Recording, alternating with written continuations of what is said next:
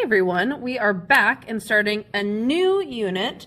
We are talking about polynomials, and we'll be discussing polynomials throughout and kind of what their behaviors look like and what they are. So some features of polynomials are that they are continuous, meaning you're going to have a graph that goes something like this, right? It doesn't stop. So if you have a graph like this, something like that, that is not a polynomial. Not a polynomial, but this is a polynomial. Additionally, a polynomial has smooth curves. So something like this, that would be a polynomial, but like an absolute value function, that would not be a polynomial, okay? So a polynomial function, what is it exactly?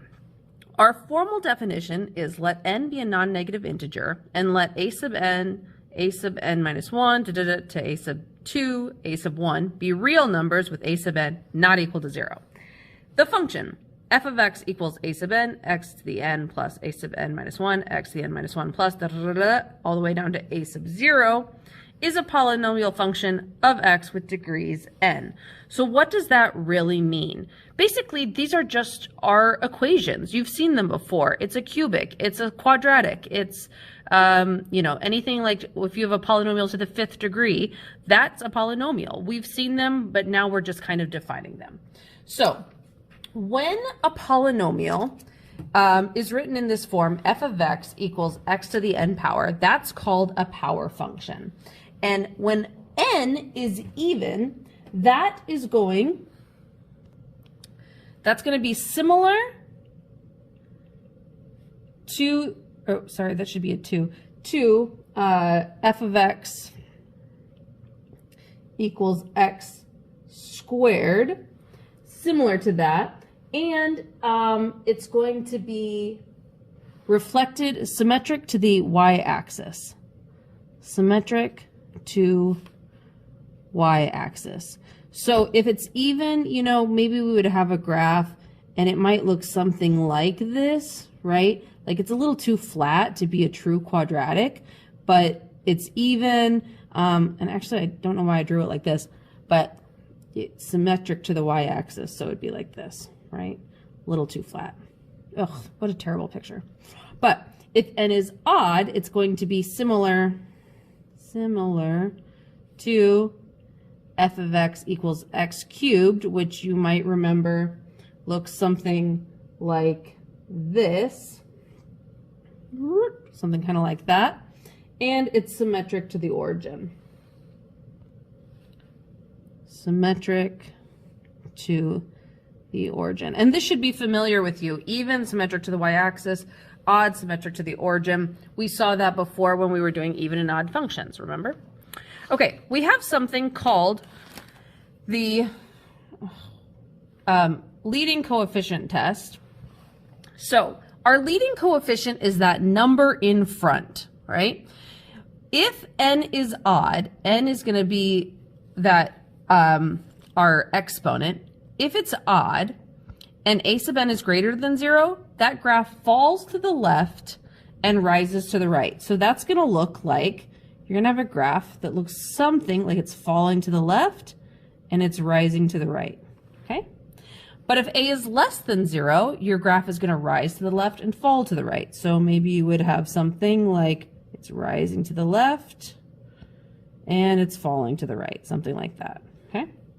Now, if n is even, so if it would be like x squared, x to the 4th, whatever. Okay, so we talked about if n is odd, and then if n is even, a sub n is greater than 0, the graph rises to the left and to the right, so you could have, I guess, something kind of like this, right? And if a sub n is less than 0, then the graph falls to the left and to the right, so you would have kind of maybe something like this, right? Okay, so let's actually use this information to sketch some graphs. Here we are given f of x equals negative x to the 5th. So when we look at that, we know that the degree is odd, right? Because the degree is 5 in this case. And so this graph is going to be similar to y equals x cubed, okay? And then because we have this negative coefficient here, that is going to reflect on the x-axis. So that's going to reflect on the x-axis. So what that means is usually our parent graph, well, kind of parent in this situation, would be like this, right? That would be our y equals x cubed. But since this is our new graph, we're gonna have here, it's gonna reflect, flip up, so it's gonna come, and then the higher the exponent, the flatter it becomes in between here, right? So I'm gonna make a note of that. Higher the exponent, the flatter the, I guess I'm gonna call it the curve, but it's kind of just this smushy part in the middle here, all right? Okay. Let's do this other one. Here we have f of x equals the quantity x plus 1 to the fourth. Well, that is going to be, so our degree here is even. In this case, it's 4. So it's going to be similar to y equals x squared, okay? That's kind of our like base point. And then here we've got this plus 1. So that we remember from our transformations is going to go left 1, right?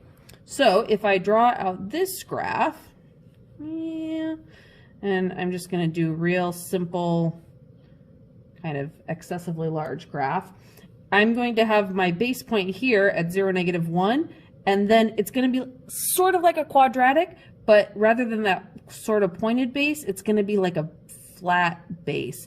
And I actually probably didn't even make that flat enough, okay? It really almost needs to square off, kind of. All right.